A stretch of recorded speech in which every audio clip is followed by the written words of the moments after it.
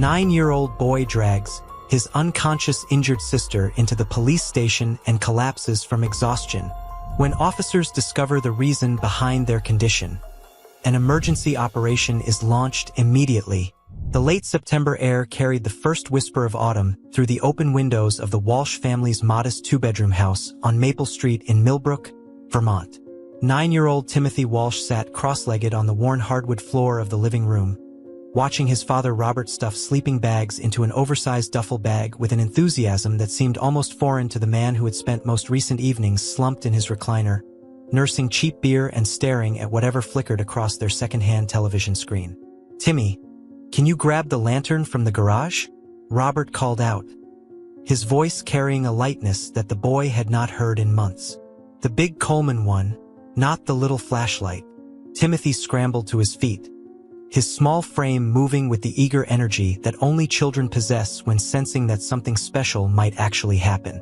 As he passed through the narrow hallway that connected their living room to the kitchen, he caught a glimpse of his 12-year-old sister Emma helping their mother Diana pack sandwiches into a red cooler that had seen better days. Emma's light brown hair was pulled back in a messy ponytail, and she wore the faded blue sweatshirt that had become her uniform since school started 3 weeks ago. "Make sure you pack extra peanut butter sandwiches," Emma was saying to their mother, her voice carrying that matter-of-fact tone she had developed over the past year. "You know how Timmy gets when he is hungry on long car rides."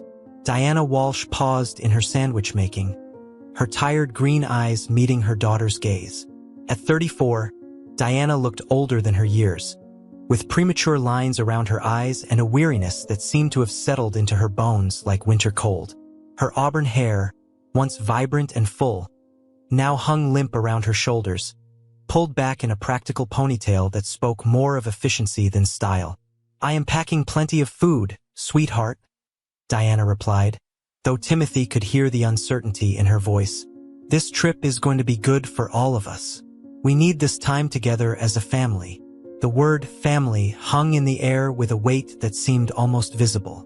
Timothy had learned to read the spaces between his parents' words, the careful way his mother spoke when she was trying to convince herself as much as anyone else.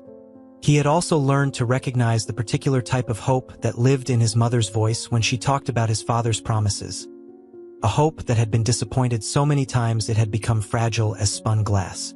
Timothy found the Coleman lantern on a dusty shelf in the garage, nestled between paint cans and tools that his father used for the construction jobs that came and went with increasing irregularity. The garage smelled of motor oil and sawdust, with an underlying odor of beer that seemed to permeate everything Robert touched these days. As Timothy lifted the lantern, he noticed 3 empty beer bottles tucked behind a toolbox, their labels peeled away by nervous fingers. When he returned to the living room, Robert was holding up a small camp stove with the pride of a man displaying a trophy. "This little beauty is going to make the best camp coffee you have ever tasted," he announced to the room, though Timothy noticed his father's hands trembled slightly as he spoke. Nothing beats coffee made over an open flame while listening to the sounds of nature. Emma appeared in the doorway, carrying the packed cooler with both hands. Despite being only 12, she had inherited their mother's practical nature and their father's stubborn determination, a combination that often made her seem older than her years. "Dad, you promised Mom you would not drink this weekend?" she said with the directness that often surprised adults who were not prepared for such honesty from a child. The room fell silent except for the distant hum of the refrigerator and the sound of Mrs. Henderson's television through the thin walls of their duplex. Robert's face went through a series of micro-expressions: surprise, embarrassment, and finally a forced smile that did not quite reach his eyes. "Of course, Princess," Robert said, using the nickname he had called Emma since she was small. "This weekend is about family time, just the 4 of us and the beautiful Vermont mountains." He reached over and ruffled Emma's hair with a gentleness that reminded Timothy of the father he used to know, the one who had taught him to ride a bicycle and had once built Emma an elaborate dollhouse from scrap lumber. Diana appeared in the doorway behind Emma, wiping her hands on a dish towel. She wore jeans that had seen too many washings and a flannel shirt that had once belonged to Robert. Timothy could see the skepticism in his mother's eyes, the way she watched her husband as if he were a stranger who might disappear at any moment. "Robert, you packed everything we discussed?" Diana asked, her tone carefully neutral. "The first aid kit, the extra water, the emergency flares? Everything is ready," Robert replied, hefting the duffel bag to demonstrate its weight. "Plus, I talked to Bill Henderson next door, and he said the weather forecast is perfect for the next 3 days. Clear skies, mild temperatures. It is going to be like something out of a postcard." Timothy found himself caught between his parents' careful dance of hope and doubt, watching as his mother tried to believe and his father tried to be believable. He had overheard enough late-night arguments through the thin bedroom walls to understand that this camping trip represented more than just a weekend getaway. It was his father's attempt at redemption, his mother's gamble on the man she had married 15 years ago, and perhaps their family's last chance to find their way back to each other. "Can we stop at Morrison's General Store on the way?" Emma asked, settling onto the couch with the unconscious grace of a child who had learned to make herself comfortable wherever she happened to be. "They have those trail mix bars that do not make my asthma act up." Emma's asthma had developed 2 years earlier, around the same time their father's drinking had gotten worse, though Timothy was not sure if there was a connection or if life had simply decided to make everything more complicated at once. The inhaler she carried everywhere had become as much a part of her as her stubborn streak and her habit of collecting interesting rocks. "Of course we can stop," Robert said, and Timothy heard genuine warmth in his father's voice. "In fact, I was thinking we could let you two pick out some candy for the trip. Maybe some of those gummy bears you like, Timmy." The offer of candy felt like such a normal, fatherly gesture that Timothy felt a flutter of hope in his chest. Maybe this time would be different. Maybe the man packing camping gear with such enthusiasm was the real Robert Walsh, and the one who had been living in their house for the past year was the imposter. "When do we leave?" Timothy asked, unable to keep the excitement from his voice. "First thing in the morning," Robert replied. "I want to get to Pine Ridge Campground early enough to set up our tents and maybe do some exploring before it gets dark." He paused, looking around at his family with an expression Timothy could not quite read. "This is going to be the best weekend we have had in a long time. I promise." There was that word again, promise. Timothy had learned that promises in the Walsh household were fragile things, easily broken by circumstances beyond anyone's control. But as he looked at his father's face, seeing something there that reminded him of birthday mornings and Christmas excitement, he allowed himself to believe that maybe this promise would be different. Diana moved to the window and pulled back the faded curtain to look out at the street. The late afternoon sun cast long shadows across their small front yard, where the grass had grown too long and the flower boxes his mother had planted in spring now held only the brown remnants of forgotten hopes. "Pine Ridge is pretty remote," Diana said, still looking out the window. "No cell phone coverage, no nearby neighbors. Are you sure that is the best choice for our first camping trip in 3 years?" "That is exactly why it is perfect," Robert replied, moving to stand behind his wife. For a moment, Timothy saw his father place a gentle hand on his mother's shoulder, and she did not pull away. No distractions, no interruptions. Just us and nature. Timothy watched this moment between his parents, recognizing it as one of those fragile instances when the people they used to be seemed to flicker back to life. His mother leaned back slightly against his father's chest, and for a heartbeat, they looked like the couple in the wedding photo that still sat on the mantel, dusty but not yet discarded. "The forecast really does look perfect," Diana said softly. "And the children need this. We all need this." Emma looked up from the magazine she had been flipping through. "Can we make s'mores? Real ones, with the marshmallows that get all gooey and burnt." "S'mores are mandatory on camping trips," Robert declared with mock seriousness. "In fact, I am pretty sure it is against Vermont state law to go camping without making s'mores at least once." Emma giggled, and the sound filled the room like music. Timothy could not remember the last time he had heard his sister laugh with such pure delight. The sound seemed to transform the cramped living room, making the faded furniture and peeling wallpaper fade into insignificance. As evening settled over Millbrook, the Walsh family continued their preparations with an energy that felt almost desperate in its intensity. Robert checked and rechecked their camping supplies while Diana packed enough food for a week-long expedition. Timothy helped Emma organize their clothes, and they whispered excitedly about the adventures that awaited them in the mountains. But as Timothy lay in the narrow bed he shared with Emma that night, listening to his parents' muffled voices through the thin walls, he could not shake the feeling that something important was about to change. His parents were speaking too quietly for him to make out words, but he could hear the tension in their tones, the careful way they were negotiating the terms of hope.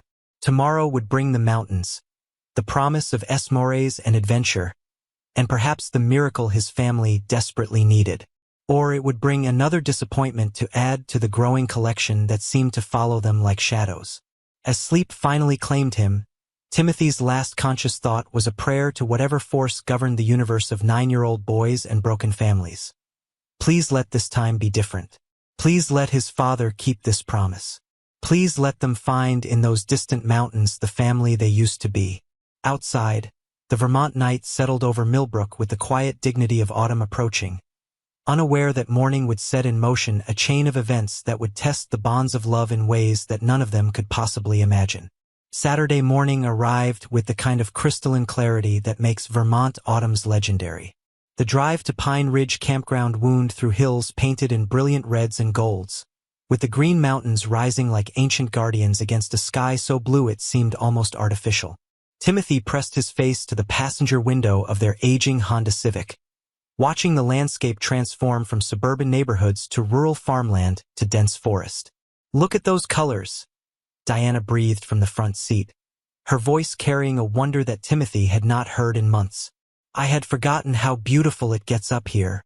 Robert navigated the increasingly narrow roads with careful attention, his hands steady on the steering wheel. He had been unusually quiet during the early morning preparations, moving through their departure routine with the focused intensity of a man trying very hard to do everything right. Timothy noticed that his father had shaved carefully and combed his hair, even putting on the flannel shirt that Diana had given him for his birthday 2 years ago. "Are we almost there?" Emma asked from the back seat, where she sat surrounded by pillows and blankets like a princess in a fabric fortress. Her inhaler rested on the seat beside her, a constant reminder of the caution that shadowed her adventures. "According to the map, we should see the campground entrance in about 10 minutes, Robert replied, glancing at his daughter in the rearview mirror. "And Emma, wait until you see this place. The brochure says there are hiking trails that lead to waterfalls and rock formations that are thousands of years old." The enthusiasm in his father's voice made Timothy feel that familiar flutter of hope. Maybe this really would be different. Maybe the mountains held some kind of magic that could transform his father back into the man who used to tell bedtime stories and build snow forts that were architectural marvels of childhood engineering. Pine Ridge Campground appeared around a bend in the road like something from a postcard, nestled in a valley surrounded by towering evergreens and deciduous trees in full autumn glory. The registration office was a log cabin that looked like it had been there since Vermont was first settled, with smoke rising from a stone chimney and flower boxes still bright with late-season mums. "This is perfect," Diana said, and Timothy could hear tears threatening in her voice. "Robert, this is absolutely perfect." They registered with an elderly man named Frank who seemed to have stepped out of a Norman Rockwell painting, complete with suspenders and a pipe that filled the office with the sweet smell of cherry tobacco. Frank explained that their campsite was about half a mile down a gravel road, tucked into a grove of pine trees with access to a stream and hiking trails. "You folks picked a good weekend," Frank told them as he handed Robert a hand-drawn map of the campground. "Weather is going to be beautiful, and the foliage is at its peak. Just remember that cell phone coverage is pretty much non-existent once you get more than a mile from the main road. This is one of the last truly disconnected places in Vermont." The isolation that had worried Diana the night before now seemed like a blessing. As they drove the narrow gravel road to their campsite, Timothy felt as if they were leaving behind not just the modern world but all the problems that had been suffocating their family like smoke from a fire that would not die.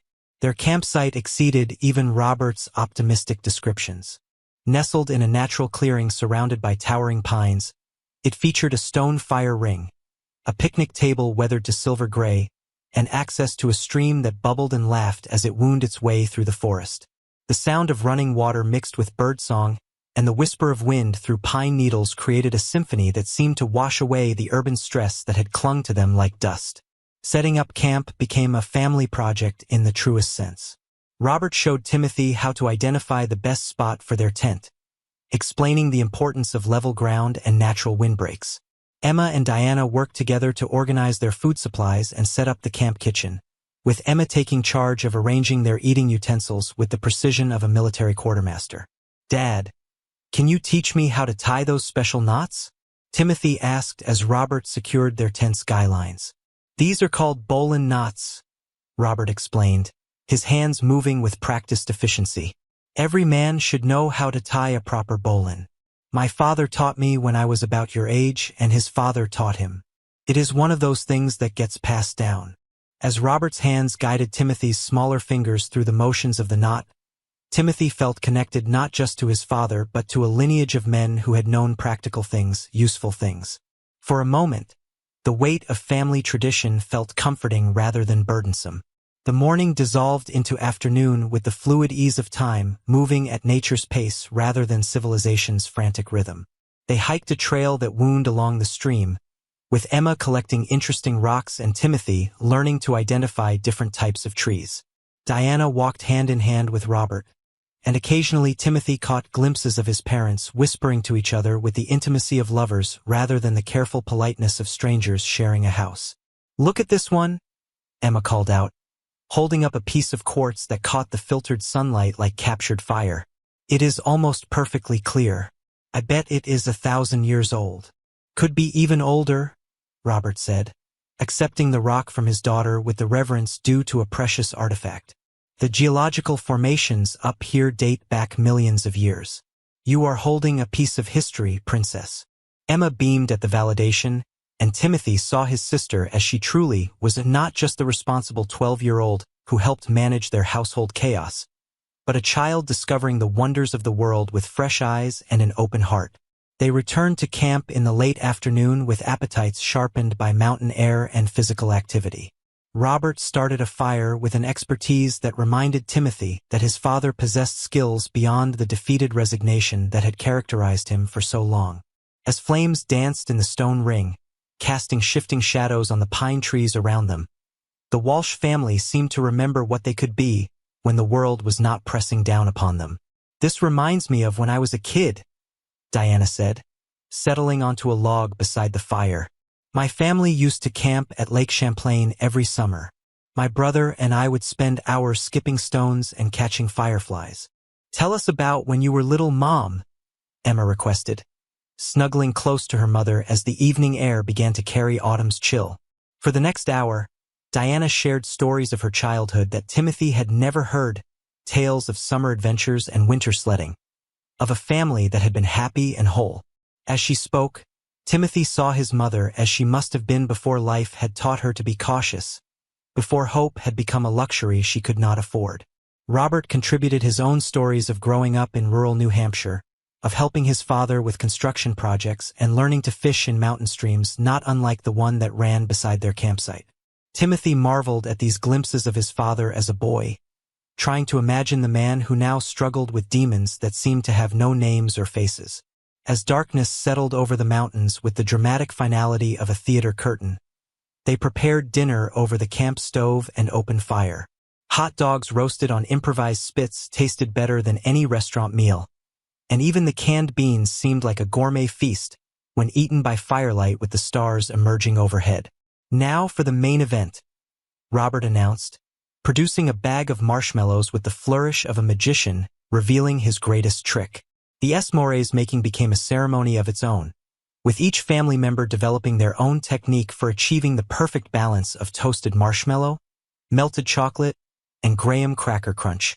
Timothy discovered that he preferred his marshmallows burnt to charcoal, while Emma favored the golden brown perfection that required patience and careful rotation over the coals. "These are the best s'mores in the history of s'mores," Emma declared, chocolate smeared across her chin like war paint. "I think you might be right," Diana agreed, laughing as Timothy attempted to eat a particularly unwieldy creation that threatened to collapse with each bite. For a magical stretch of time, They were simply a family enjoying each other's company around a campfire. The problems that had driven them to this remote corner of Vermont seemed as distant as the city lights that no longer competed with the stars overhead. Timothy felt a contentment so complete that he wanted to capture it somehow, to bottle this moment and save it for the dark days that inevitably seemed to follow any happiness in the Walsh household. But as the fire began to burn low and the night air grew cold enough to send them toward their sleeping bags, Robert made an announcement that shattered the evening's perfection like a rock through glass. "I am going to get some more firewood," he said, standing and brushing ash from his hands, "and maybe grab something from the truck." Timothy saw his mother's face change in the firelight, saw hope crumble into the familiar expression of resignation and dread. Diana had learned to read her husband's coded language as fluently as Timothy had learned to read the spaces between his parents' words. "Robert, you promised?" Diana said quietly, her voice carrying the weight of 100 broken promises that had come before this one. "I am just getting firewood," Robert replied, but Timothy could hear the defensiveness creeping into his father's tone. "The fire is dying, and it is going to get cold tonight." "The fire is fine," Diana said, standing to face her husband across the glowing coals. "And you know that is not what I am talking about." Emma looked back and forth between her parents with the wide-eyed alertness of a child who had learned to sense approaching storms. Timothy felt his stomach clench with the familiar dread that preceded his parents' arguments, the sick feeling that always accompanied the moment when their carefully constructed normalcy began to crack. "Diana, do not start this," Robert warned, his voice taking on the hard edge that meant he was already preparing for battle.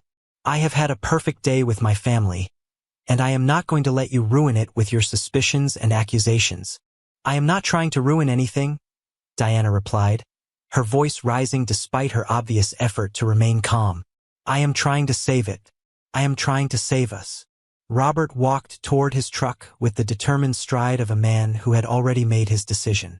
Timothy heard the distinctive sound of the truck's tailgate opening, followed by the rustle of something being moved around in the truck bed. When his father returned to the fire, he carried an armload of firewood in one hand and a bottle of whiskey in the other. "Robert, no," Diana pleaded. "You promised the children. You promised me." "One drink," Robert said, his voice taking on the wheedling tone that Timothy had learned to hate. "Just one drink to help me relax. It has been a stressful week, and I deserve to unwind a little." "It is never just one drink," Diana replied, tears beginning to flow down her cheeks. "It has never been just one drink, not in the past 3 years." "Do not lecture me about drinking," Robert snapped, the bottle already half open in his hands. "I work my ass off to provide for this family, and if I want to have a drink around my own campfire, I am going to have a drink." Emma moved closer to Timothy, instinctively seeking the comfort of shared fear. Timothy put his arm around his sister, feeling her tremble against his side. They had witnessed this scene too many times before, but somehow it felt worse here in the wilderness, surrounded by darkness and isolated from any possibility of help or intervention. "Your own campfire?" Diana's voice rose to match her husband's volume. "This is supposed to be our family campfire. This was supposed to be our chance to be a family again." "We are a family," Robert said, taking his first drink directly from the bottle. "This does not change that." But Timothy could see that it changed everything. With each sip his father took, the man who had taught him to tie knots and identify trees disappeared, replaced by the stranger who had been living in their house for so long that Timothy sometimes forgot what his real father looked like. The argument escalated with the terrible predictability of a natural disaster. Diana pleaded and Robert defended, their voices growing louder and more bitter as the whiskey level in the bottle dropped. Timothy tried to shelter Emma from the worst of it, humming quietly in her ear and trying to focus on the sound of the stream rather than the sound of his family falling apart. "I cannot do this anymore," Diana finally said, her voice breaking with exhaustion and grief. "I cannot keep pretending that everything is going to be okay. I cannot keep lying to the children about who you have become." "Then do not," Robert snarled, draining the bottle with the aggressive thirst of a man trying to drown something that refused to die. "Nobody is forcing you to stay married to me. Nobody is forcing you to be here. You are right, Diana said with a finality that made Timothy's blood turn to ice water. Nobody is forcing me. What happened next unfolded with the surreal quality of a nightmare. Robert, drunk and enraged, announced that the camping trip was over, that he was driving back to town immediately. Despite Diana's pleas about the dangers of drunk driving on mountain roads in the dark, he stumbled toward his truck with the single-minded determination of a man who had lost the ability to hear reason. "Robert, please," Diana begged, following him toward the truck. "If you have to go, let me drive. Think about the children." "I am thinking about the children," Robert slurred, fumbling with his keys. "I am thinking about how they deserve better than this. Better than me." The truck roared to life with a sound that seemed to tear through the peaceful mountain night like a chainsaw. Robert backed out of their campsite with reckless speed, gravel spraying from beneath his tires as he disappeared down the dark road toward the main highway.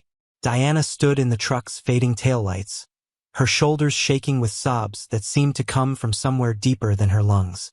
After a moment, she turned back toward Timothy and Emma, her face streaked with tears and dirt.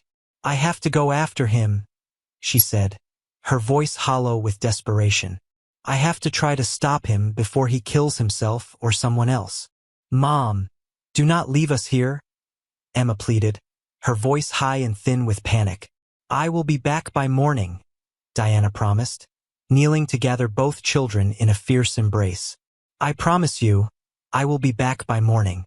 Stay at the campsite, do not go wandering around in the dark, and keep the fire going. Can you do that for me?" Timothy nodded, though every instinct in his body screamed against letting his mother disappear into the darkness. At 9 years old, he was being asked to become the adult, to take care of his sister and keep them both safe in a wilderness that suddenly seemed vast and threatening. Diana kissed both children goodbye with the desperate intensity of a mother who was not sure she would see them again. Then she grabbed a flashlight and set off down the gravel road on foot, following the path her husband's truck had taken toward what might be salvation or might be disaster. Timothy and Emma sat beside the dying fire, listening to their mother's footsteps fade into the mountain silence. The woods around them seemed to grow larger and darker with each passing minute, full of sounds they could not identify and dangers they could not name. "She will come back, right?" Emma whispered, her hand finding Timothy's in the flickering firelight. "She will come back," Timothy replied with a conviction he did not feel. "She promised." But as the night deepened around them and the fire burned lower despite Timothy's efforts to keep it alive, both children began to understand that promises in the Walsh family had become as fragile as autumn leaves, beautiful for a moment but destined to crumble at the first touch of reality. Above them, the stars that had seemed so magical just hours before now looked cold and distant, indifferent witnesses to two children learning that sometimes the people you love most are the ones who hurt you deepest, and that growing up can happen in a single night when you are not ready and the world does not care whether you are prepared for what comes next. Sunday morning arrived with the cruel indifference of nature to human suffering. The sun rose over Pine Ridge Campground with the same golden magnificence it had displayed the day before, painting the autumn leaves in brilliant reds and golds as if nothing had changed, as if two children had not spent the night huddled together beside a dying fire, jumping at every sound the forest made in the darkness. Timothy woke first, his body stiff from sleeping on the hard ground outside their tent. He had insisted they sleep in the open air so they could watch for their mother's return, though Emma had fallen into an exhausted sleep around 3 in the morning. The fire had died to cold ashes hours ago, despite Timothy's best efforts to keep it alive with the limited firewood his father had gathered before everything fell apart. The silence was absolute except for the gentle babbling of the stream and the morning chorus of birds that seemed to mock the heaviness in Timothy's chest. He sat up carefully, trying not to wake Emma, and looked down the gravel road that led to the main highway. There was no sign of his mother returning, no sound of footsteps or voices calling their names. The forest stretched endlessly in all directions, a green and gold ocean that had swallowed his parents without a trace. Timothy studied his sister's sleeping face, noting the way her breathing was slightly irregular even in sleep. Emma had always been the stronger one, the leader, the one who made decisions when their parents were too lost in their own problems to notice what their children needed. But now, in the gray morning light, she looked younger than her 12 years, vulnerable in a way that made Timothy's chest tight with protective fear. Emma stirred beside him, her face pale in the early morning light. Even in sleep, she looked worried. Her small hands clutched into fists as if she were fighting battles in her dreams. When she opened her eyes and saw Timothy watching her, the hope that flickered there for just a moment before being extinguished by memory nearly broke his heart. "She did not come back," Emma said quietly, her voice hoarse from crying and the cold mountain air. "She will come back," Timothy replied, though the words felt hollow even as he spoke them. "Maybe she found Dad and they are working things out. Maybe they stayed in town to get help." Emma sat up, pulling her jacket tighter around her shoulders. The morning air carried the sharp bite of autumn in the mountains, and Timothy could see their breath forming small clouds in the cold air. What if something bad happened to them? What if Dad crashed the truck? What if Mom got lost trying to find him? Timothy did not have an answer for those questions, because the same fears had been growing in his chest since the moment he woke up. In the daylight, their situation seemed even more precarious than it had in the darkness. They were 15 miles from the nearest town, with no way to contact anyone, no adults to help them, and no idea when or if their parents would return. "Let us eat something," Timothy said, forcing himself to sound more confident than he felt. "Mom packed plenty of food, and we need to keep our strength up." They ate peanut butter sandwiches and drank water from their bottles, trying to make breakfast feel normal even though nothing about their situation was normal. Emma's appetite was poor, and Timothy noticed she was breathing with the slight wheeze that usually preceded her asthma attacks. The stress and cold air were not helping her condition, and Timothy felt the weight of responsibility settling on his shoulders like a heavy coat. "I keep thinking about last night," Emma said, staring into the cold ashes of their campfire. "The way Dad looked when he was drinking. He was not really Dad anymore, was he? He was someone else wearing Dad's face." Timothy nodded, understanding exactly what his sister meant. "I think the real Dad is still in there somewhere. I think that is why Mom went after him. She is trying to find the real Dad and bring him back. But what if she cannot find him?" Emma's voice was small and frightened. "What if the real Dad is gone forever?" The question hung in the air between them like smoke from their dead fire. Timothy had been wondering the same thing for months, watching his father disappear piece by piece into the bottle, leaving behind a stranger who wore his clothes and slept in his bed but did not remember how to be a father.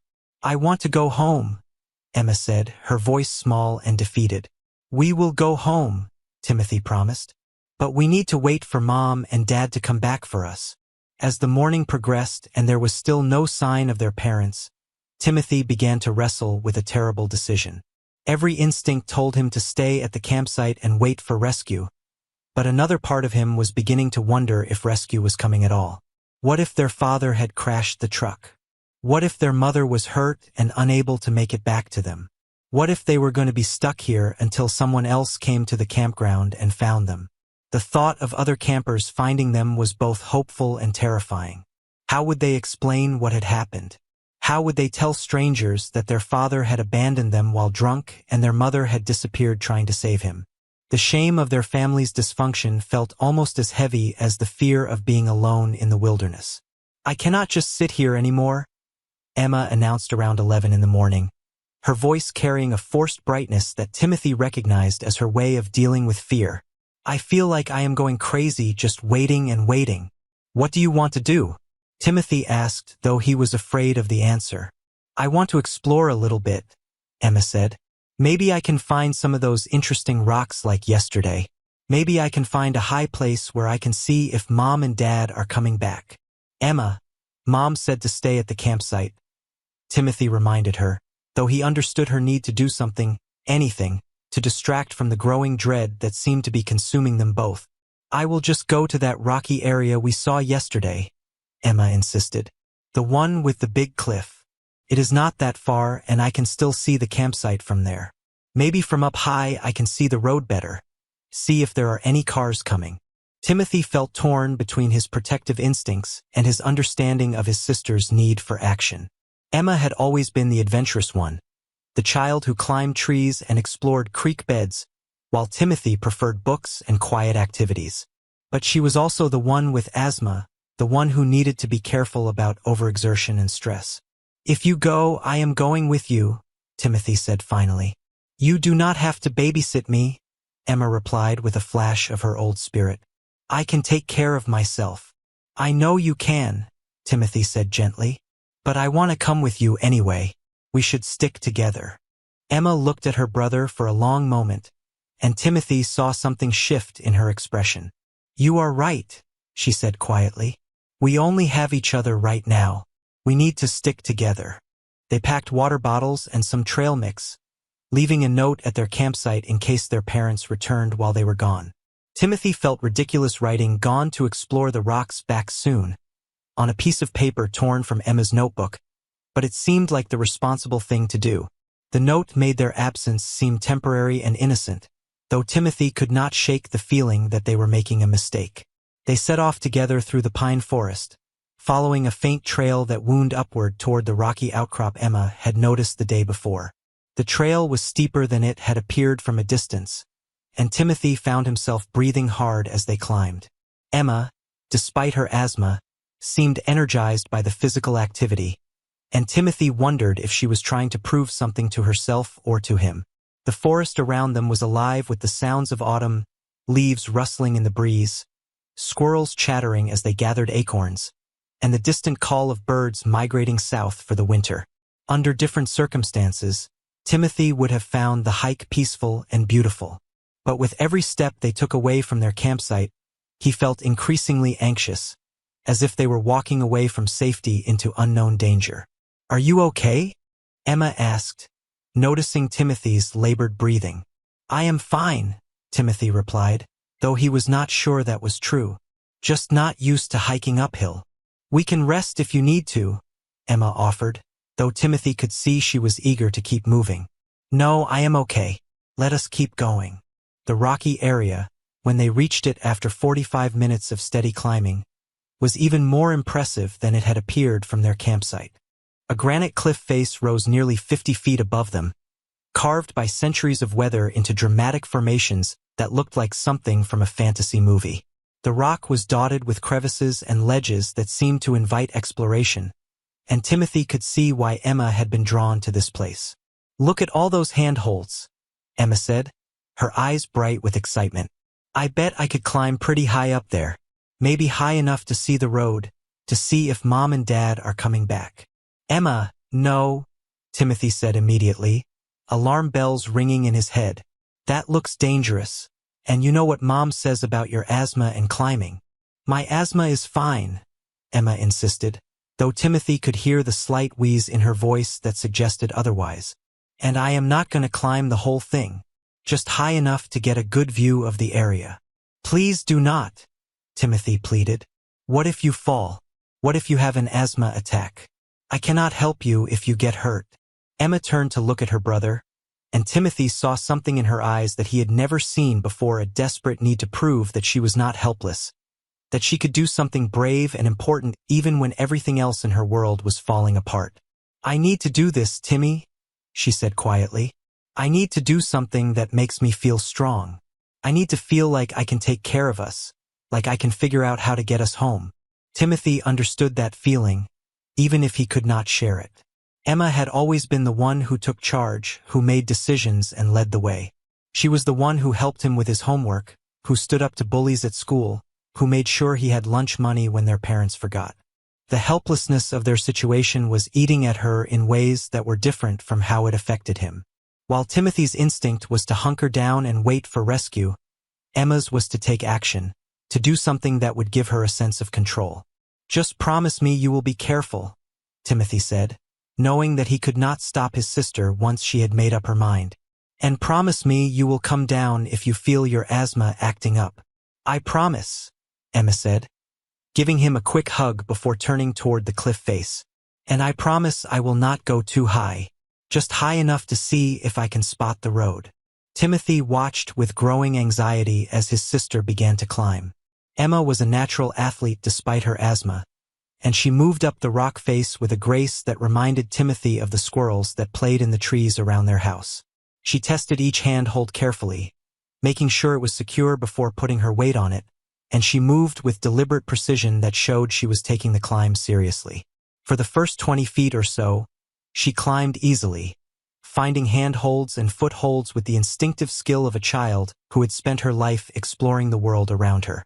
Timothy felt his heart hammering in his chest, but he had to admit that Emma looked comfortable and confident on the rock face. "I can see for miles from up here," Emma called down, her voice echoing off the rock face. "The whole valley looks like a painting. I can see our campsite, and I can see the road that leads to the highway. Can you see any cars?" Timothy called up. "Not yet," Emma replied, "but the view is getting better the higher I go. I think I can see even more if I go just a little bit higher." Timothy felt his anxiety increasing as he watched his sister climb higher. She was now 30 feet above the ground, far higher than he had ever seen her climb before. The rock face was steep, and Timothy could see that the handholds were becoming smaller and more widely spaced the higher she went. "Emma, that is high enough," Timothy called up. "You proved you could do it. Now come down and tell me what you saw." "Just a little higher," Emma replied, her voice sounding strained from the effort of climbing. "I think I see a ledge up there that will give me a perfect view of the whole area." Timothy could hear the wheeze in her voice becoming more pronounced, and he knew that the combination of physical exertion and stress was triggering her asthma. "Emma, you are starting to wheeze. You need to come down now and use your inhaler." "I am fine," Emma insisted, though Timothy could see that her movements were becoming less fluid, more labored. "Just give me a few more minutes. I think I can see something moving on the road." "Emma, please," Timothy begged, his voice cracking with fear. "You are scaring me. Please come down." But Emma was focused on the ledge above her, determined to reach it despite the increasing difficulty of the climb. Timothy watched in growing horror as his sister pushed herself beyond her limits, her breathing becoming more and more labored with each foot she climbed. What happened next unfolded with the terrible slow-motion clarity that comes with witnessing a disaster you are powerless to prevent. Emma reached for a hand-hold that looked solid from below but crumbled under her weight. Timothy heard the sound of breaking rock, followed by his sister's cry of surprise and fear. "Timmy!" Emma screamed as she felt herself falling. Emma tried to catch herself, her fingers scrambling for purchase on the granite face. But the rock was too smooth and she was too far from the secure holds below. Timothy watched in absolute horror as his sister fell, her body tumbling through the air for what seemed like an eternity before she hit the rocky ground below with a sound that would haunt him for the rest of his life. The sound was not like anything Timothy had ever heard before, a wet, horrible thud that seemed to echo off the cliff face and reverberate through his entire body. It was the sound of his sister's body hitting solid granite from a height of nearly 40 feet, and Timothy knew immediately that something terrible had happened. "Emma!" Timothy screamed, running to where his sister lay motionless on the granite slab at the base of the cliff. She was unconscious, her face pale and still, with a thin trickle of blood running from her left ear. Her breathing was shallow and irregular, and Timothy could see that her left arm was bent at an unnatural angle. But it was the blood from her ear that terrified him most, because he remembered his mother talking about head injuries and how blood from the ears was a sign of something very serious. "Emma, please wake up," Timothy whispered, kneeling beside his sister and afraid to touch her for fear of making her injuries worse. "Please be okay. Please do not leave me alone." But Emma did not wake up. Her breathing continued, but it was labored and irregular, and Timothy could see that she was deeply unconscious in a way that was not like normal sleep. Her face was deathly pale except for a dark bruise that was already forming on her forehead, and Timothy could see that there was more blood than just what was coming from her ear. Timothy checked her pulse the way his mother had taught him, pressing his fingers against her wrist until he found the fluttering rhythm of her heartbeat. It was fast and weak, but it was there. He tried to remember everything his mother had ever told him about first aid, but his mind felt blank with panic and fear. "Think, Timothy, think," he whispered to himself, trying to push down the terror that threatened to overwhelm him. "What would Mom do? What would she tell you to do?" The first thing he remembered was to make sure Emma was breathing. He could see her chest rising and falling, but her breathing was shallow and irregular. He wanted to turn her on her side in case she vomited, but he was terrified that moving her might make her injuries worse if she had hurt her back or neck. Timothy sat back on his heels, his mind racing as he tried to process what had happened and what he needed to do. They were 15 miles from help, with no way to contact anyone, and his sister was seriously injured and unconscious. His parents were gone, and there was no one else who even knew where they were. The weight of the situation settled on Timothy's shoulders like a physical force. At 9 years old, he was the only person who could save his sister's life, and he had no idea how to do it. He was not strong enough to carry her, and he was not sure he could find his way back to civilization even if he could. But as Timothy knelt beside his unconscious sister, listening to her labored breathing and feeling more alone than he had ever felt in his life, he realized that he did have one option. It would be the hardest thing he had ever done, maybe the hardest thing anyone had ever done, but it was the only chance Emma had. He was going to have to get her to help, somehow, even if it meant dragging her 15 miles through the Vermont wilderness to reach the nearest town. The thought was so overwhelming that Timothy felt dizzy, but when he looked at Emma's pale face and heard her struggling to breathe, he knew he had no choice. "I am going to get you out of here," Timothy whispered to his unconscious sister. "I do not know how, but I am going to get you home. I am going to save you, Emma. I promise." Timothy spent the next hour making multiple trips back to their campsite, gathering everything he thought he might need for the impossible journey ahead. He packed all their food and water, grabbed their sleeping bags and extra clothes, and most importantly, he collected the tent poles and tarps that he would need to construct a makeshift stretcher. The work was exhausting, made worse by the constant fear that Emma might die while he was away from her. Each time he returned to the cliff face, he expected to find that she had stopped breathing, but each time she was still alive, still fighting, still giving him a reason to keep going. Building the stretcher was the most difficult thing Timothy had ever attempted. He had watched his father work with tools and materials, but he had never tried to build anything himself. The tent poles were designed to fit together in specific ways, and the tarps had grommets and ties that were meant to secure the tent fabric, not to hold the weight of a person. Timothy worked with desperate determination, using the knots his father had taught him just 2 days ago. The Bolen knot, his father had said, was one of the most important knots a man could know. Timothy had never imagined he would need to use it to save his sister's life. "Every man should know how to tie a proper Bolen," Timothy whispered, repeating his father's words as he struggled with the ropes. "My father taught me when I was about your age, and his father taught him." The memory of his father's hands guiding his through the motions of the knot gave Timothy strength, reminding him that even though his father had failed them in so many ways, he had also given Timothy tools that might save Emma's life. When the stretcher was finally ready, Timothy faced the most difficult task of all, moving Emma onto it without causing further injury. He had heard his mother talk about spinal injuries and the importance of not moving someone who might have hurt their back or neck, but he also knew that Emma would die if she did not get medical attention soon. "I am sorry if this hurts," Timothy whispered as he carefully, gently, moved his sister onto the improvised stretcher. Emma remained unconscious throughout the process, which Timothy took as both a blessing and a terrifying sign of how seriously she was injured. He wrapped her in sleeping bags to keep her warm and to cushion her body against the jolting that was inevitable during the journey ahead.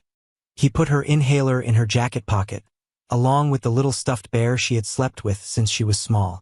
If Emma woke up during the journey, Timothy wanted her to have something familiar to comfort her. With Emma secured on the stretcher, Timothy looked back toward their campsite, then toward the distant road that represented their only hope of survival. 15 miles had never seemed so far, and Timothy had never felt so small. The forest stretched endlessly in all directions, and Timothy had only a vague idea of which direction would lead them back to civilization. But Emma was counting on him, even if she did not know it, and Timothy had learned from his father that sometimes a man had to do impossible things when the people he loved were in danger. He thought about all the times Emma had taken care of him, all the ways she had protected him and helped him when their parents were too lost in their own problems to notice what their children needed. Now it was his turn to take care of her. Timothy took hold of the ropes he had attached to the front of the stretcher, said a prayer to whatever force governed the universe of 9-year-old boys and unconscious sisters, and began the longest walk of his life. The forest seemed to swallow them as they left the rocky outcrop behind, and Timothy could not shake the feeling that he was making a terrible mistake. But every time he looked back at Emma's pale face and heard her labored breathing, he knew that staying put and hoping for rescue was not an option. Emma needed help now, and Timothy was the only person in the world who could get it for her. The stretcher was heavier than Timothy had expected, and the forest floor was rough and uneven, full of rocks and roots that made dragging the stretcher difficult and jarring. Within the first 100 yards, Timothy was already breathing hard and sweating despite the cool mountain air. "This is going to be harder than I thought," Timothy whispered to himself, stopping to rest and to check on Emma. She was still unconscious, still breathing, but Timothy could see that the jolting motion of the stretcher was not good for her injuries. He adjusted the sleeping bags around her, trying to provide more cushioning, and he checked the ropes that held the stretcher together. Everything seemed secure, but Timothy knew that 15 miles of this rough treatment would test every knot and every joint in his improvised construction. "We can do this," Timothy said to his unconscious sister. "We have to do this." Step by step, foot by foot, Timothy began dragging his sister toward what he hoped would be salvation, carrying with him the desperate hope that love and determination could overcome the impossible odds stacked against two children alone in the wilderness. Behind them, the mountains rose in silent judgment, indifferent to the small drama of human courage playing out in their shadow. The sun was beginning to set behind the mountains when Timothy finally stopped for the night, exhausted and discouraged by how little progress he had made. He estimated that they had traveled less than 2 miles from the rocky outcrop, which meant they still had more than 12 miles to go. At this rate, it would take them a week to reach help, and Timothy knew that Emma did not have a week. But there was nothing to do except rest and try again in the morning. Timothy made a small fire and ate one of their remaining sandwiches, saving most of their food for the difficult days ahead. He slept fitfully beside Emma, waking every few hours to check her breathing and to make sure she was still alive. In the morning, they would continue their impossible journey, two children alone in the wilderness, racing against time and the limits of human endurance to reach salvation before it was too late. The second day of Timothy's impossible journey began before dawn, when the forest was still shrouded in the gray half-light that comes before sunrise. He had slept fitfully beside Emma, waking every hour to check her breathing and to stoke the small fire he had built to keep them warm through the cold mountain night. Each time he woke, his first terrifying thought was that Emma might have stopped breathing, but each time he found her chest still rising and falling with the shallow, irregular rhythm that had become as familiar to him as his own heartbeat. The mountain air had grown cold during the night, cold enough that Timothy could see his breath in small puffs when he exhaled. He had covered Emma with every piece of spare clothing they possessed, layering sleeping bags and jackets over her unconscious form until she looked like a small mountain of fabric. But despite his efforts, he could see that her lips had taken on a slightly blue tinge that made his stomach clench with fear. Emma had not regained consciousness during the night, and Timothy was beginning to understand that this was both a blessing and a curse. A blessing because she was not in pain, not aware of their desperate situation, not frightened by the magnitude of what lay ahead. A curse because her continued unconsciousness meant that her injuries were serious, possibly life-threatening, and that time was running out faster than Timothy had hoped. "Good morning, Emma," Timothy whispered as he knelt beside the stretcher, his voice hoarse from the cold air. "I know you cannot hear me, but I wanted you to know that we are going to make it. I am going to get you home." Timothy ate a breakfast of stale crackers and lukewarm water from his bottle, trying to conserve their supplies while maintaining his strength for the grueling day ahead. He had rationed their food carefully, calculating that they had enough for perhaps 3 more days if he ate very little and saved most of it for Emma in case she woke up.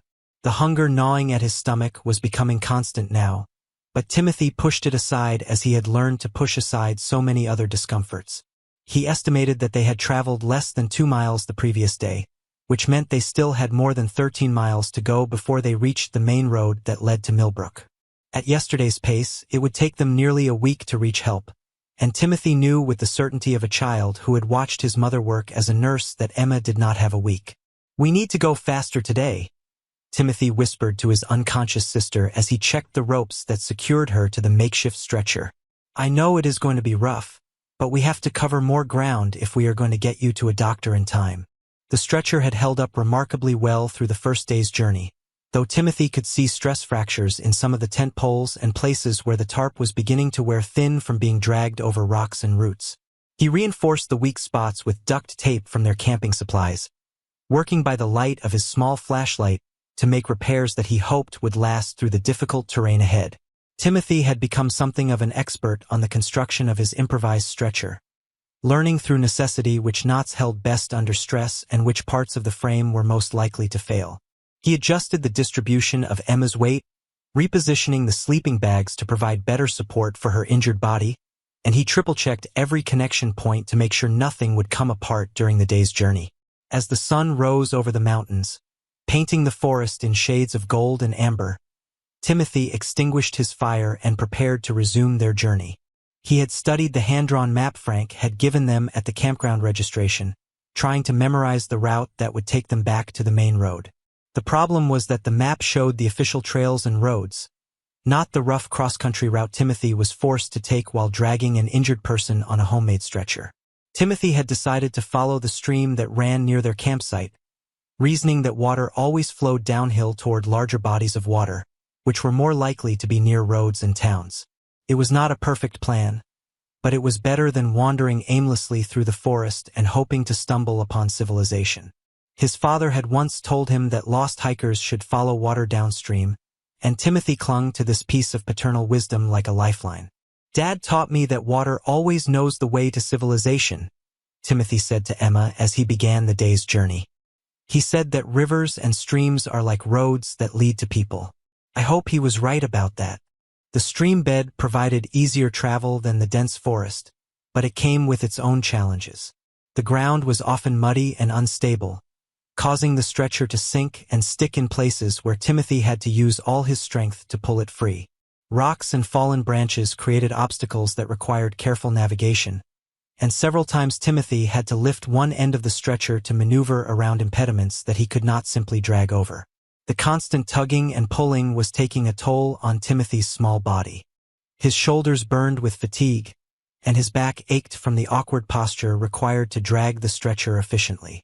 But it was his hands that suffered most. Despite the work gloves he had found in their camping supplies, his palms were raw and blistered from gripping the ropes hour after hour. By mid-morning, Timothy's hands were bleeding inside the gloves, leaving dark stains on the rope handles. He tried wrapping his hands with strips of cloth torn from a spare t-shirt, but the makeshift bandages quickly became soaked with blood and had to be changed frequently. The pain was constant now, a sharp burning sensation that flared with every step, but Timothy gritted his teeth and continued forward. "Tell me about the dollhouse Dad built you," Timothy said to his unconscious sister as they moved through a particularly beautiful section of forest where the autumn leaves created a canopy of red and gold overhead. "Tell me about all the tiny furniture and the little family that lived there." Timothy had discovered that talking to Emma helped him cope with the loneliness and fear that threatened to overwhelm him. He told her stories about their happier times, reminded her of family vacations and birthday parties and Christmas mornings when their parents had still been the people they were supposed to be. He did not know if Emma could hear him, but the sound of his own voice kept him company and gave him something to focus on besides the pain in his hands and the seemingly endless forest ahead. "Remember when Mom used to make those special pancakes on Sunday mornings?" Timothy continued, carefully guiding the stretcher around a fallen log. "The ones shaped like Mickey Mouse with chocolate chips for eyes? You always complained that yours did not look exactly like Mickey Mouse, but you ate them anyway because they tasted so good." The memories were both comforting and heartbreaking, reminders of the family they had once been before alcohol and financial stress and accumulated disappointments had transformed their parents into strangers. Timothy wondered if they would ever be that family again, or if those happy memories were all they would have left of the people their parents used to be. "Mom used to sing while she made those pancakes," Timothy continued, his voice growing soft with remembrance. "She had this song about sunshine and morning glories, and she would dance around the kitchen while the batter was cooking. You used to try to sing along, but you never could remember all the words. As the morning progressed, Timothy began to notice changes in the forest around them. The trees were growing smaller and more widely spaced, and he could see patches of sky through the canopy that had been completely hidden the day before. The stream was running faster now, tumbling over rocks and creating small waterfalls that filled the air with the musical sound of rushing water. These changes gave Timothy hope that they were moving in the right direction, that the stream was indeed leading them toward lower elevations where civilization was more likely to exist. But the increasingly rough terrain was making their progress more difficult, and Timothy found himself having to navigate around obstacles that would have been impossible to overcome while dragging an injured person. "I think we are getting close to something," Timothy told Emma as they rested beside a particularly large boulder that provided some shelter from the wind. "The forest is changing, and I can hear different sounds. I think there might be a road nearby." Timothy was learning to read the wilderness in ways he had never imagined possible. He could tell time by the position of the sun filtering through the leaves, judge direction by the way moss grew on tree trunks, and predict the weather by the behavior of the birds and small animals they encountered. These were skills his father had tried to teach him during their rare outdoor adventures, but Timothy had never paid close attention. Now, with Emma's life depending on his ability to navigate through the wilderness, every lesson came flooding back with crystal clarity. As the day progressed, Timothy fell into a rhythm of movement that was almost meditative. Pull the stretcher forward for 20 or 30 feet, stop to rest and check on Emma, adjust the sleeping bags around her to make sure she was warm and comfortable, then continue forward. The repetitive nature of the work allowed his mind to wander, and he found himself thinking about things he had never considered before. He thought about what it meant to be responsible for another person's life, about the weight of making decisions that could determine whether someone lived or died. At 9 years old, Timothy was learning lessons about courage and sacrifice that most adults never faced, and he was discovering reserves of strength within himself that he had never known existed. "I used to think Dad was the strongest person in the world," Timothy said to Emma as they rested beside the stream during what he estimated was the hottest part of the day. "Remember how he could lift both of us at the same time? Remember how he could fix anything that was broken?" Timothy splashed cool water on his face and hands, trying to wash away some of the sweat and grime that had accumulated during their journey. The water was clear and cold, and Timothy found himself thinking about how different this stream looked from the polluted creek that ran behind their house in Millbrook. Here, in the wilderness, everything seemed cleaner and more honest, as if the natural world had not yet learned how to lie to itself the way people did. "But I think maybe being strong is not about how much you can lift," Timothy continued, his voice growing thoughtful. "Maybe it is about how much you can carry inside yourself. Maybe it is about not giving up when everything seems impossible." The realization surprised Timothy with its clarity. He had always admired physical strength, had always wanted to be big and powerful like his father had once been. But dragging Emma through the wilderness was teaching him that true strength came from somewhere deeper than muscles and bones. It came from love, from determination, from the simple refusal to give up when giving up would be the easiest thing in the world. The afternoon brought new challenges as the stream led them into a section of forest where the trees grew thick and the underbrush was dense with thorny bushes and tangled vines. Timothy had to hack through some of the vegetation with a camp hatchet, creating a path wide enough for the stretcher while trying not to jostle Emma too much. The work was exhausting, and Timothy's progress slowed to a crawl as he fought his way through the wilderness. "This would be easier if you were awake to help," Timothy said to Emma with a tired smile. "You always were better at figuring out the best way through difficult places." It was true. Emma had always been the navigator in their family, the one who could read maps and find shortcuts and somehow always know which direction was home. Timothy had relied on his sister's sense of direction so many times that he felt lost without her guidance, not just physically but emotionally as well. The thorny undergrowth tore at Timothy's clothes and scratched his arms and face, leaving him looking like he had been in a fight with a very large and very angry cat. But he pressed forward, hacking and pulling and dragging the stretcher inch by inch through vegetation that seemed determined to keep them trapped forever. "Remember when we got lost in the woods behind the Hendersons' house?" Timothy asked Emma as he wrestled with a particularly stubborn vine. "We were maybe 6 and 9, and we had been exploring for hours when we realized we did not know which way was home. I started to cry, but you just looked around for a minute and then pointed toward that big oak tree and said home was that way. And you were right. You were always right about directions. The memory made Timothy smile despite their desperate circumstances. Emma had possessed an almost supernatural ability to find her way through unfamiliar territory, a skill that had saved them from minor disasters more times than Timothy could count. Now, when he needed that skill more than ever, Emma was unconscious and unable to help him navigate through the maze of forest trails and stream beds that all looked the same to his inexperienced eyes. As evening approached, Timothy found himself facing a decision that would determine whether they survived the night. The stream had led them to a place where the water tumbled down a series of rocky ledges in what would have been a beautiful waterfall under different circumstances. The falling water created a fine mist that caught the late afternoon sunlight, painting rainbows in the air and filling the clearing with the thunderous sound of rushing water. But for Timothy, dragging an injured person on a makeshift stretcher, the waterfall represented an insurmountable obstacle. The rocky ledges were steep and irregular, with no clear path down to the bottom. He could not possibly carry Emma down the treacherous descent, and he could not drag the stretcher over the uneven stone ledges without risking serious injury to both of them. Timothy studied the terrain carefully, weighing his options while the sun sank lower toward the horizon. To the left of the waterfall, the forest looked dense and difficult, full of steep slopes and thick undergrowth that would make dragging the stretcher nearly impossible. To the right, the land appeared to rise more gradually, but Timothy could see that it would take them farther away from the stream that had been their guide and lifeline. "What would you do, Emma?" Timothy asked his unconscious sister, his voice barely audible over the sound of falling water. "Which way would you choose?"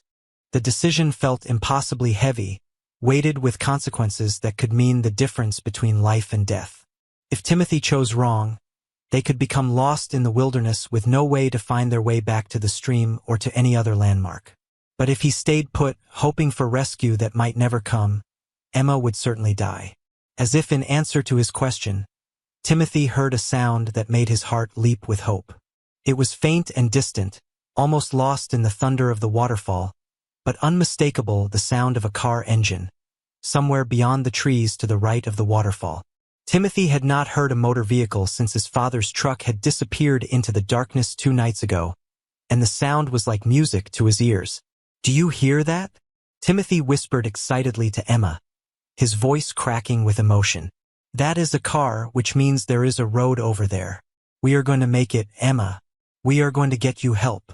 Energized by this sign of civilization, Timothy began the difficult process of maneuvering the stretcher away from the stream and up the gradual slope toward where he had heard the car.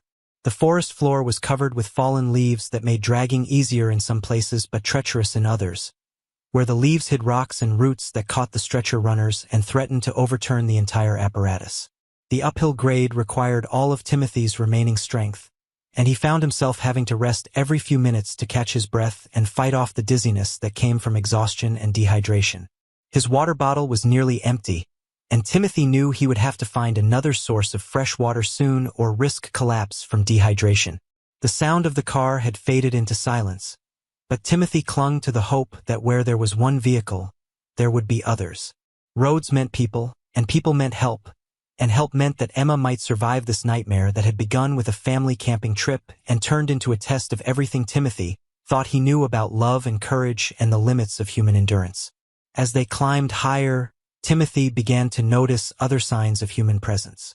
There were stumps where trees had been cut, probably for timber, and he could see what looked like tire tracks in the soft earth where logging equipment had passed. These signs filled Timothy with hope, because they meant that people came to this area regularly, which increased the chances that someone would find them or that they would find their way to safety. "Look, Emma," Timothy said, pointing to a section of forest where the undergrowth had been cleared. "People have been working here. That means we are getting close to civilization." As darkness fell over the forest, Timothy made camp in a small clearing where the trees opened up enough to let him see the stars overhead. He built another small fire, using the last of their dry kindling, and ate a meager dinner of crackers and peanut butter. Their food supplies were running dangerously low, But Timothy tried not to think about what would happen if they did not reach help soon. The fire provided warmth and comfort, but it also highlighted just how alone they were in the vast wilderness. The flames created a small circle of light and safety, but beyond that circle lay endless darkness filled with unknown dangers. Timothy had never felt so small or so vulnerable, and he found himself jumping at every sound the forest made in the night. "Tomorrow we are going to find that road," Timothy promised Emma as he settled down beside her for the night. "Tomorrow we are going to find people who can help you get better." Emma's breathing had grown more labored during the day, and Timothy could see that the constant jostling of the stretcher was taking a toll on her injured body. Dark circles had appeared under her eyes, and her skin had taken on a grayish pallor that terrified Timothy more than he was willing to admit. The blood from her ear had dried, but Timothy could see fresh spots where new bleeding had started. "You have to hold on," Timothy whispered, taking his sister's limp hand in his own. "You have to keep fighting, because I cannot do this without you. I cannot go home and tell Mom that I let you die in the woods." Timothy tried to make himself comfortable on the hard ground, but sleep would not come. Every time he closed his eyes, he imagined Emma stopping breathing while he slept, and he would jerk awake in panic to check on her. The responsibility of keeping another person alive was more exhausting than the physical labor of dragging the stretcher, and Timothy felt the weight of it pressing down on him like a physical force. The third day dawned gray and overcast, with a sharp wind that carried the promise of rain. Timothy's body ached in places he had never known could hurt, and his hands were so sore and blistered that he could barely grip the stretcher ropes. But Emma was still breathing, still fighting, and that gave Timothy the strength to continue. "Just one more day," Timothy told himself as he prepared to resume their journey. "Maybe just one more day and we will find help." Timothy had torn his spare shirt into strips and wrapped them around the rope handles to provide some cushioning for his raw hands. The makeshift padding helped a little, but within an hour of starting their day's journey, the cloth strips were soaked with blood and had to be changed. The uphill climb toward where Timothy hoped to find a road was even more difficult than he had expected. The grade was steeper than it had appeared the previous evening, and the stretcher seemed to grow heavier with each step. Timothy had to stop and rest every few minutes, gasping for breath in the thin mountain air and fighting the despair that threatened to overwhelm him. "Come on, Timothy," he whispered to himself during one of their rest stops. "Emma is counting on you. Mom and Dad are counting on you. You cannot give up now." But giving up seemed like such an attractive option. Timothy's entire body was screaming in protest, begging him to stop and rest and let someone else take responsibility for the impossible task he had undertaken. It would be so easy to simply lie down beside Emma and wait for whatever was going to happen. Instead, Timothy forced himself to his feet and took hold of the stretcher ropes once more. One step at a time, one foot in front of the other, one more yard closer to salvation. That was all he had to think about: the next step, the next few feet, the next small goal that would bring them closer to help. But just as Timothy was beginning to wonder if he had imagined the sound of the car, if his desperate hope had caused him to hear things that were not there, he crested a small hill and saw the most beautiful sight of his young life.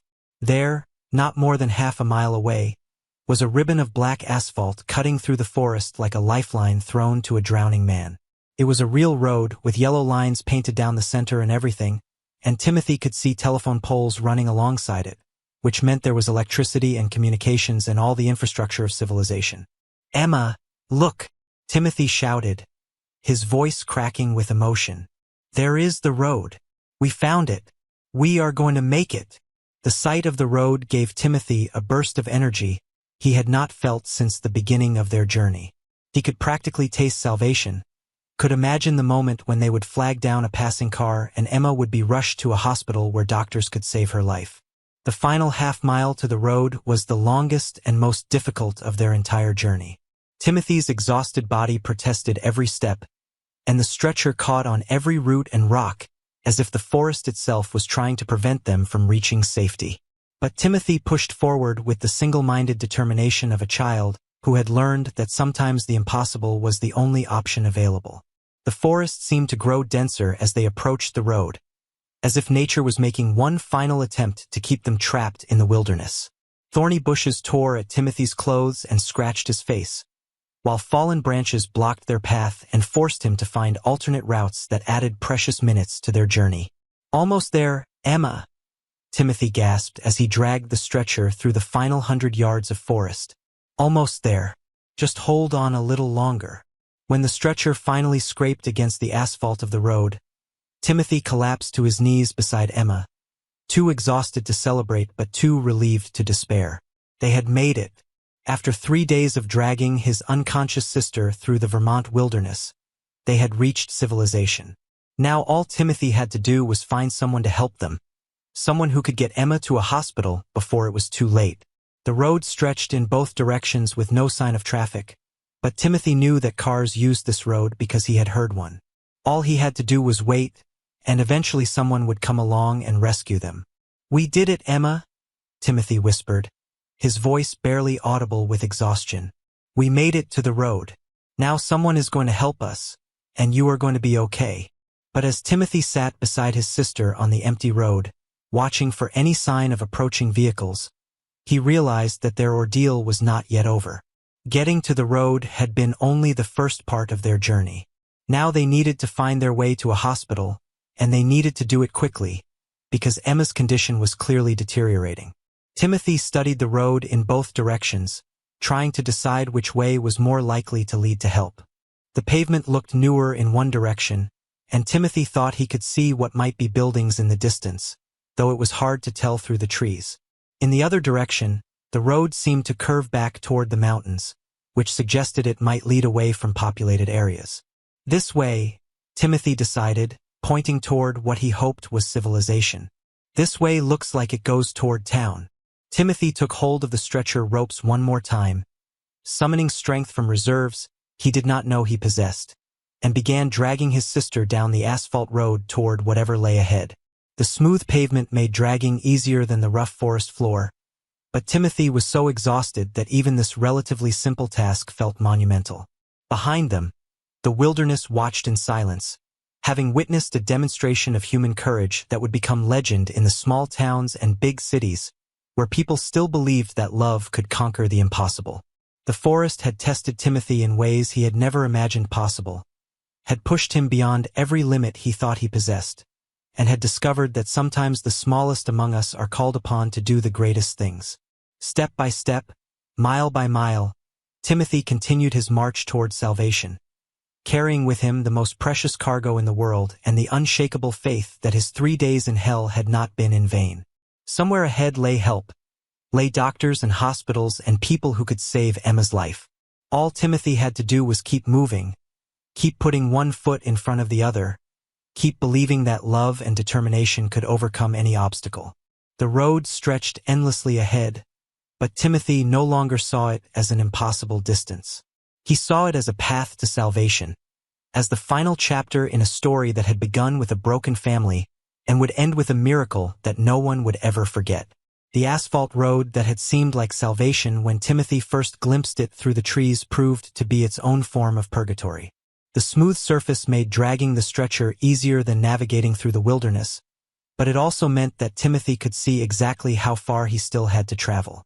The road stretched ahead of them like a black ribbon disappearing into the distance, with no sign of buildings, vehicles, or any other indication that civilization was nearby. Timothy had been walking down the center of the road for what felt like hours, though he had lost all sense of time during their 3-day ordeal. The sun was climbing higher in the sky, and Timothy could feel the heat beginning to build despite the cool mountain air. His legs felt like they were made of lead, and every step required a conscious effort of will that was becoming harder and harder to summon. "Just keep walking," Timothy whispered to himself, using the same mantra he had developed during their journey through the forest. One step at a time, one foot in front of the other. Just keep walking. Emma's condition had continued to deteriorate during their time on the road. Her breathing had become more labored and irregular, and Timothy could see that her skin had taken on an alarming grayish pallor that made her look more like a corpse than a sleeping child. The sight terrified him, but he pushed his fear aside and focused on the simple task of moving forward. Timothy had wrapped his hands in every spare piece of cloth he could find, but the constant friction of the rope handles had worn through his makeshift bandages and reopened the wounds on his palms. Blood was seeping through the fabric wrappings, leaving dark stains on the stretcher ropes, but Timothy barely noticed the pain anymore.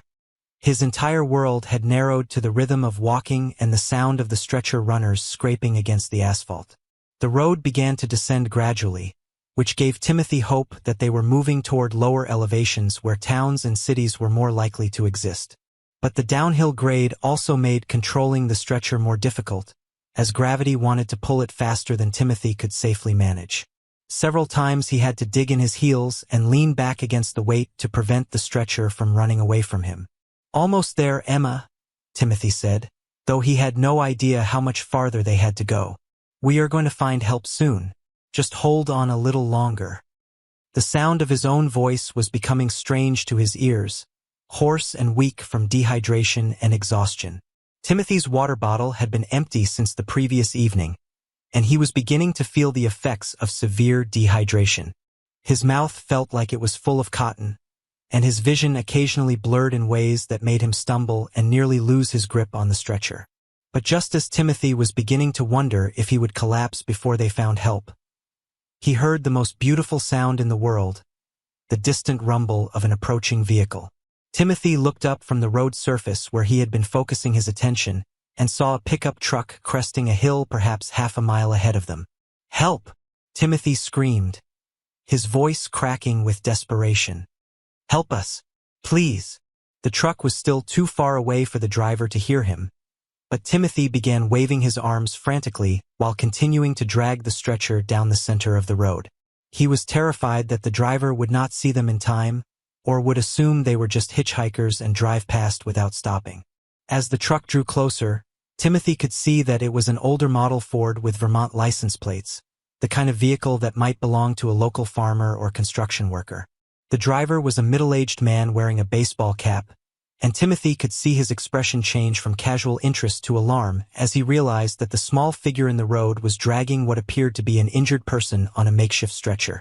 The truck screeched to a halt about 20 feet away from Timothy, and the driver jumped out with the quick movements of someone who had recognized an emergency.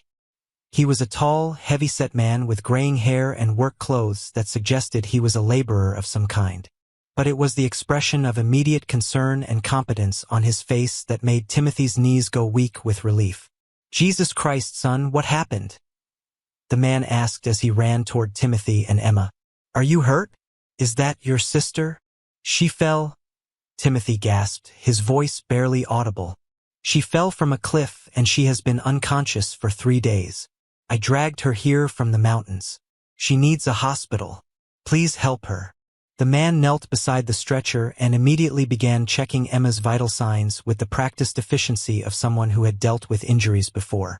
Timothy watched as the stranger's face grew grave, taking in Emma's pale complexion, her irregular breathing, and the dried blood around her ear. "My name is Bill McCarthy," the man said, looking up at Timothy with eyes full of compassion. "I am a volunteer EMT with the Millbrook Fire Department. We are going to get your sister to the hospital right now. But first I need to know your names and what exactly happened." "I am Timothy Walsh and this is my sister Emma," Timothy said, the words tumbling out in a rush. "We were camping with our parents at Pine Ridge, but our dad got drunk and left us, and our mom went after him and never came back. And Emma fell while she was climbing rocks and I had to drag her through the forest because there was no one else to help." Bill McCarthy's expression grew even more serious as he processed Timothy's explanation. "How long ago did this happen? When did your parents leave you?" 3 days ago, Timothy replied. "Saturday night our dad left, and Sunday morning Emma fell, and I have been dragging her ever since trying to get help." 3 days? Bill repeated, shaking his head in amazement. "Son, you dragged your sister 15 miles through the mountains in 3 days? Timothy nodded, suddenly feeling the full weight of what he had accomplished. "I could not leave her there. She would have died if I left her there." Bill carefully examined the stretcher that Timothy had constructed from camping equipment, noting the expert knots and the way the tarp had been rigged to distribute Emma's weight evenly. "This is incredible work," he said quietly. "You built this yourself?" "My dad taught me the knots," Timothy said. He taught me how to tie a bowline. Your dad taught you well, Bill said, carefully lifting Emma from the stretcher and carrying her toward his truck. We are going to put her in the back of my truck and drive straight to Millbrook General Hospital. It will be faster than waiting for an ambulance. Timothy followed Bill to the truck, his legs shaking with exhaustion and relief. After 3 days of being completely responsible for Emma's life, it felt surreal to have an adult taking charge, making decisions and knowing what to do. Bill had cushioned the truck bed with blankets and had positioned Emma so that her head was elevated and her airway was clear.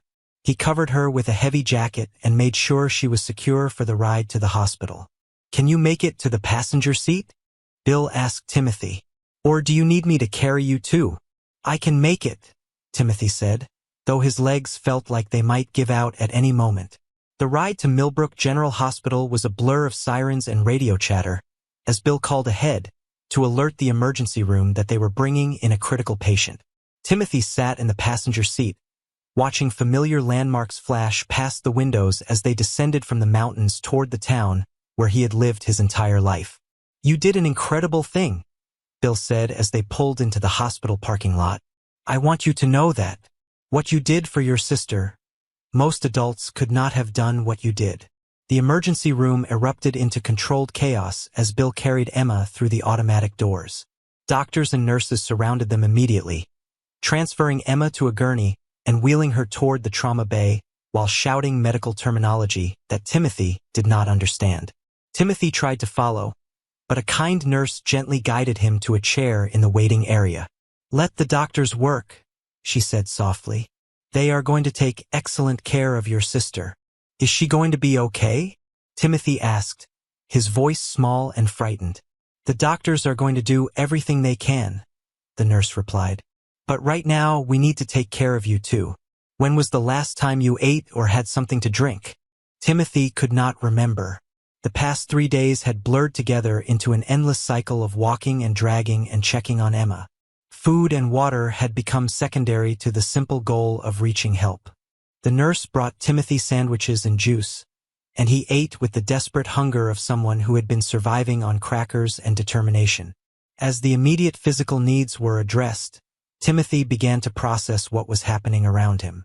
Police officers had arrived and were asking questions about his parents and what had happened at the campground. Social workers were making phone calls and filling out forms. Everyone was very kind and very concerned, but Timothy felt overwhelmed by all the attention and all the questions. We need to contact your family, one of the social workers said gently. Do you have grandparents or other relatives we can call? My grandmother, Timothy said. My mom's mother.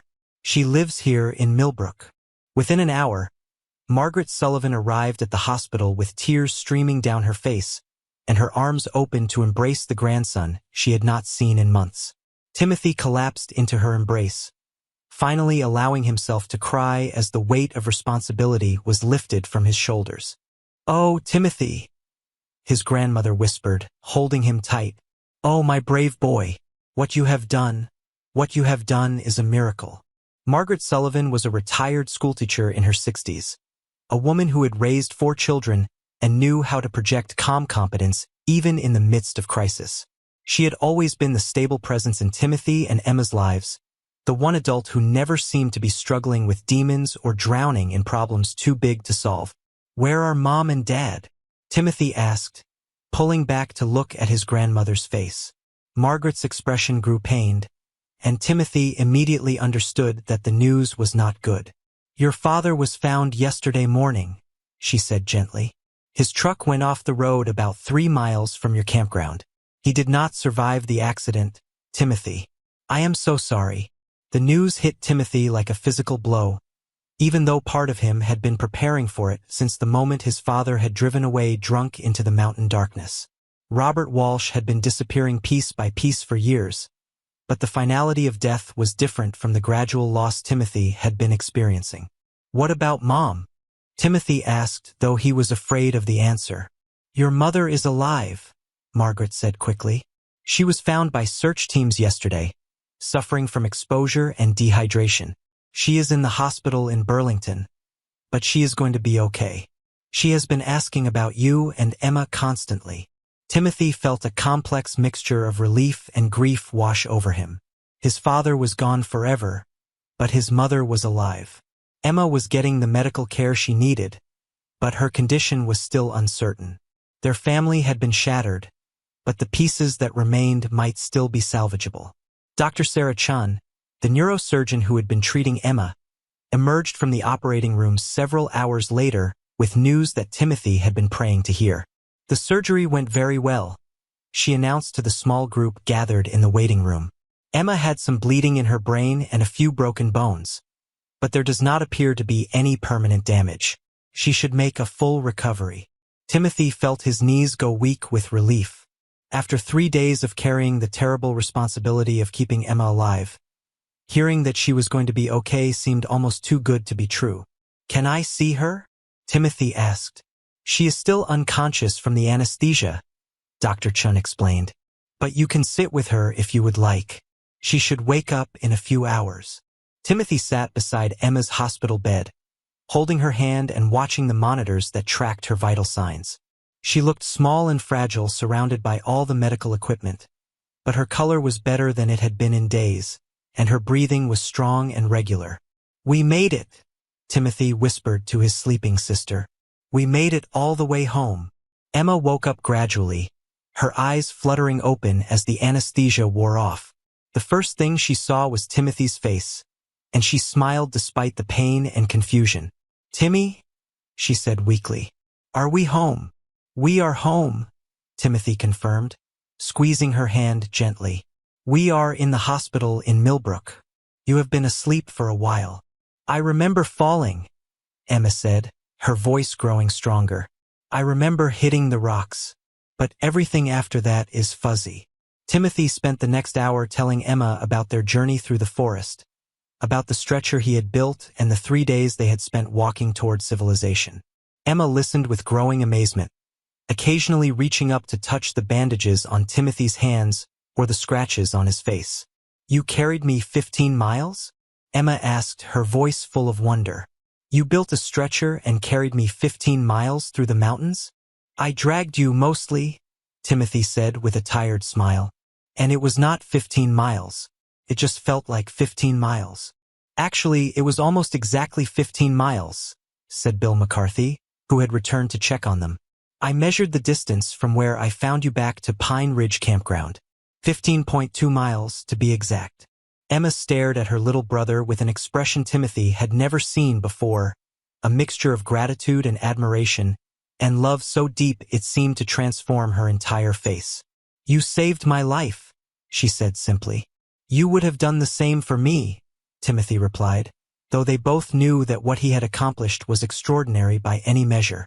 The story of 9-year-old Timothy Walsh and his epic journey to save his sister's life spread through Millbrook like wildfire, and then beyond to the regional news media and eventually to national television networks. Reporters wanted to interview Timothy, photographers wanted to take his picture, and government officials wanted to give him awards for heroism. But Timothy was not interested in fame or recognition. He was interested in making sure Emma recovered completely, in spending time with his mother when she was released from the hospital in Burlington, and in beginning the difficult process of grieving for his father while trying to understand what their family would look like without him. Diana Walsh returned to Millbrook a week after Timothy and Emma, looking older and more fragile than her children remembered, but alive and grateful, and determined to rebuild their shattered family. The guilt she carried over leaving her children alone in the wilderness was almost unbearable, but Timothy and Emma's forgiveness came easily and completely. "You were trying to save Dad," Timothy told his mother during one of their long conversations about what had happened. "You did what you thought was right. Nobody could have known what would happen." The Walsh family moved in with Margaret Sullivan temporarily, an arrangement that quickly became permanent as they discovered that their grandmother's house felt more like home than the duplex they had shared with Robert's ghost. Margaret's spare bedrooms became Timothy and Emma's rooms, and her kitchen became the heart of a family that was learning how to function without the chaos and uncertainty that had defined their lives for so long. Timothy returned to school after a month of recovery, but he was no longer the same 9-year-old boy who had left for a camping trip that was supposed to heal his family's wounds. His classmates and teachers treated him with a mixture of admiration and curiosity that made him uncomfortable, as if his heroism had transformed him into someone different from the quiet, bookish child they had known before. "I am still just me," Timothy told his fourth-grade teacher when she asked him to speak to the class about courage and determination. "I did not do anything special. I just did what anyone would do for someone they love." But Emma knew better. She understood that what Timothy had done required a kind of strength that most people never discovered within themselves, a willingness to sacrifice everything for someone else without expecting anything in return. She also understood that her little brother's heroism had changed him in ways that would shape the rest of his life. Emma's recovery was slower than the doctors had initially predicted, requiring months of physical therapy to regain full strength and coordination. But she approached her rehabilitation with the same determination that had driven her to climb the rock face where she had fallen. And Timothy was there every step of the way to encourage and support her. "Remember when you taught me to ride a bicycle?" Emma asked Timothy during one of her particularly difficult therapy sessions. "Remember how you ran alongside me for hours until I finally got the balance right?" "You were so stubborn," Timothy replied with a laugh. "You refused to give up even when you kept falling off." "I learned that from you," Emma said seriously. "I learned that you do not give up on the people you love, no matter how hard things get." The first anniversary of their ordeal was marked quietly, with a private visit to the memorial bench that had been installed at Pine Ridge Campground in Robert Walsh's memory. The plaque read simply, "In memory of Robert Walsh, beloved father and husband." But Timothy knew that the words could not capture the complexity of the man his father had been. "He was sick," Diana said as they sat on the bench overlooking the valley where their nightmare had begun. "Alcoholism is a disease, and your father was fighting a battle that he could not win. But he loved you both very much, and he would have been proud of what you did for each other." Timothy nodded, understanding that forgiveness was not the same as forgetting, and that love could coexist with disappointment and grief. His father had failed them in the most fundamental ways, but he had also given Timothy the knowledge and skills that had made their survival possible. "The knots he taught me," Timothy said quietly. "The Bolen knots that held the stretcher together. In the end, maybe that was his way of taking care of us." Emma reached over and took Timothy's hand, squeezing it gently. "He gave us each other too," she said. "And he gave us Mom. And maybe that is enough." As they walked back to their grandmother's car, Timothy reflected on how much had changed since that terrible weekend in the mountains. Emma had grown stronger and more thoughtful, having learned that survival required both courage and humility. Diana had found her way back to the woman she had been before years of stress and worry had worn her down to nothing. And Timothy had discovered that heroism was not about being fearless, but about being afraid and acting anyway when someone you love needs you. The small town of Millbrook had embraced the Walsh family in ways they had never experienced before their tragedy. Neighbors who had been strangers became friends, local businesses offered support and employment, and the community seemed determined to make sure that Timothy and Emma would never again face their problems alone. "People are basically good," Margaret Sullivan told her grandchildren during one of their evening conversations. "Sometimes they forget, sometimes they get lost in their own troubles. But when something really matters, most people will step up and do the right thing." Timothy had seen the truth of that statement in Bill McCarthy's immediate response to their emergency, in the hospital staff who had worked tirelessly to save Emma's life, and in the countless people who had offered help and support during their recovery. The kindness of strangers had been as important to their survival as Timothy's determination and Emma's resilience.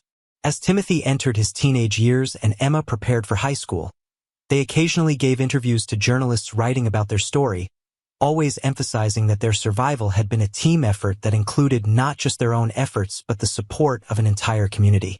They spoke at schools and civic organizations about the importance of family, the power of determination, and the simple truth that ordinary people are capable of extraordinary things when circumstances demand it. "Heroes do not always wear capes," Timothy would tell these audiences, using a phrase that had become associated with their story. "Sometimes heroes are just kids who love their sisters enough to do whatever it takes to keep them safe." Emma would usually add, "And sometimes heroes are little brothers who are braver than they know and stronger than they think they are." But in their private moments, away from the media attention and public recognition, Timothy and Emma simply enjoyed being siblings who had learned to treasure each other in ways that most brothers and sisters never experienced. They had been through hell together and had emerged on the other side with a bond that nothing could break. On quiet Sunday mornings, when they were helping their grandmother prepare breakfast or working together on homework assignments, Timothy would sometimes catch Emma watching him with that same expression of gratitude and admiration she had worn in the hospital bed all those years ago. And Emma would catch Timothy doing the same thing, both of them remembering that they had been willing to die for each other and had instead learned how to live. "Do you ever think about what would have happened if you had not been there?" Emma asked Timothy during one of these moments. "No," Timothy replied honestly. "Because you were there and I was there, and that is all that matters. We took care of each other, just like families are supposed to do." The last chapter of their story was not written in the mountains or in the hospital or even in the years of recovery that followed. It was written in the thousands of small moments when they chose to love each other despite their fears, to forgive each other despite their mistakes, and to build a family that was stronger than the one they had lost. Timothy Walsh would grow up to become a teacher, drawn to a profession that allowed him to help children navigate the challenges of growing up in an uncertain world. Emma Walsh would become a nurse, following in their mother's footsteps and dedicating her life to caring for people in their most vulnerable moments. But they would always be, first and foremost, the brother and sister who had learned in the Vermont wilderness that love is not just a feeling but an action, not just a promise but a practice, and that sometimes the greatest adventures begin with the simple decision to never give up on the people who matter most. Years later, when Timothy's own children asked him to tell them the story of their famous father and aunt, he would always end the same way. "The most important thing we learned was not about survival or heroism or courage. The most important thing we learned was that we were never really alone, because we had each other. And as long as we have each other, we can survive anything." And in the comfortable silence that followed, surrounded by the family they had built from the ashes of the one they had lost, Timothy and Emma would share a look that said everything words could never express, that they had kept their promise to each other, that they had made it home, and that the long walk through the wilderness had led them exactly where they needed to be.